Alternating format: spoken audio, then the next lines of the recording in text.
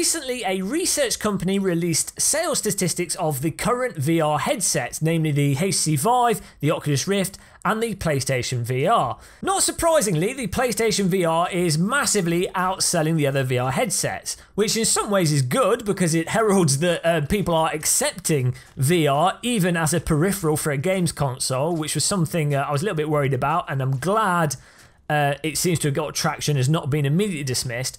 Unfortunately, there's one aspect of PlayStation VR which I feel is crucial to gaming, if not the most crucial aspect of PlayStation VR, that from everything I've seen just isn't good enough.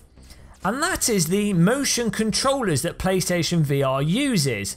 And it uses the PlayStation VR Move controllers. The problem with the Move controllers are they're just not accurate enough. They jitter around, they're not particularly precise even at the best of times.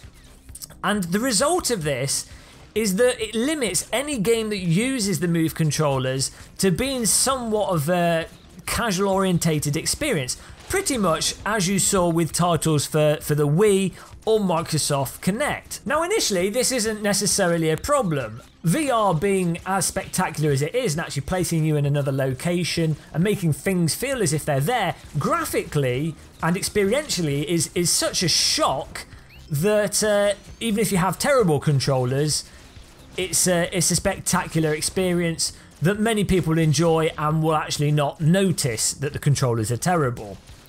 The problem really occurs over the sort of 3 to 6 month time period where you're moving away from people that are just getting quick experiences and going, okay, that's fine, that was interesting, to people that actually like to put time into games, more core players that will invest 10, 15, 30 plus hours into individual games. Those players are just going to start dropping PlayStation VR in the same way that a lot of players started dropping the Wii and Kinect. Even worse, those players are going to see future hand controllers or see something like the Vive, which essentially works near perfectly in terms of its hand tracking, and just dismiss it because, you know, they've tried the PlayStation VR and, well, that was rubbish, so why would that be any different? You know, the Wii was rubbish with its hand track controllers, the Kinect was rubbish. Why would that be any different? They'll also look at the majority of early VR games on all the platforms and look and see most of them do look very casual. And again, come to the conclusion that motion controller games are only suited to casual experiences and not anything that you'd want to put large amounts of time into. Now, I know some of you are going to say, but Google Cardboard's been out for ages and that's pretty damn terrible. In fact, most people using Google Cardboard aren't even using proper Google Cardboard and are using it with really dodgy phones and really dodgy cardboard devices that make it even worse.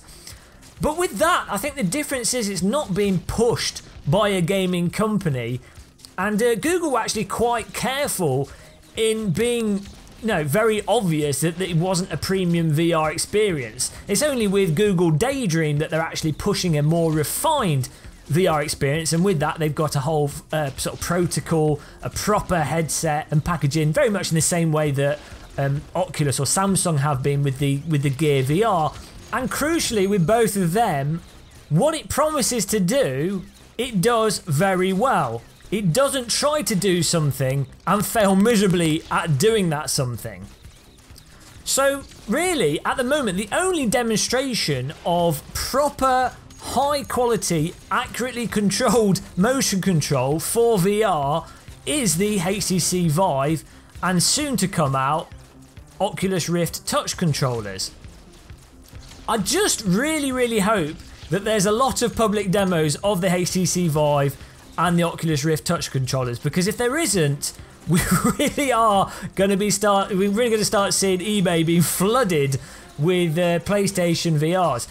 Now, the only sort of counter argument I can see to this point I'm making is that the Move controllers aren't bundled per se with PlayStation VR. You get PlayStation VR as a headset, and then you can use it with a PlayStation, normal PlayStation controller. And they've actually done some games with the PlayStation controller which do it really well, and I think those games can be quite solid and obviously won't have the input issues. But I sort of think if you're going to buy PlayStation VR, you'll buy the Move controllers. So, like, I don't see why you wouldn't. It would seem to me that you know, there are even packages where you get the Move controllers with it. That seems to be the point of PlayStation VR. And when it comes to VR, there's no denying actual motion controllers, our hand track controllers, are a huge magnifier and in many ways justify the effort of putting a VR headset on and being stood up. They complement what VR has to offer, and with the correct software, track controllers actually justify the effort and the cost required from VR, because they allow you to have a far richer gameplay experience than you ever could have with an analog game controller, a hand controller, a standard gamepad controller. Gamepad controller, that's what I'm getting at. Or even a keyboard and mouse, which a gamepad and keyboard and mouse controllers are perfect controllers for 2D games, but they're not very good for 3D games. And that's the point of touch motion controllers. So, wow, let's try not to confuse ourselves and the audience here. Ultimately, as I say, I'm just really, really worried. And my end point is, I hope, I pray to the lords of the games, to the giant corporations of Sony, the Japanese people that, and normally Japanese people really do understand sort of verbs and motion in games. I pray that Sony understand that their motion controllers for the PlayStation VR are not good enough and that they need to have a better solution.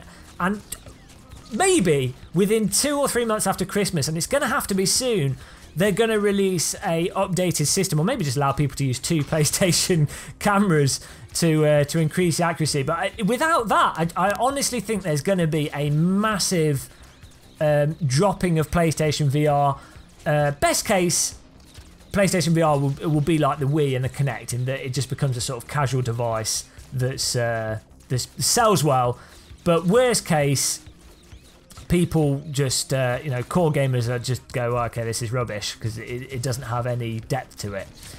Regardless of the damage that Sony might do to VR in the short term, I think VR is pretty much here to stay. Though I do have an inkling of the paranoia, having gone through the 90s myself, and, you know, I have a Zimmer frame, so I've got that 90s dread of the potential of a repeat there. What happened to VR?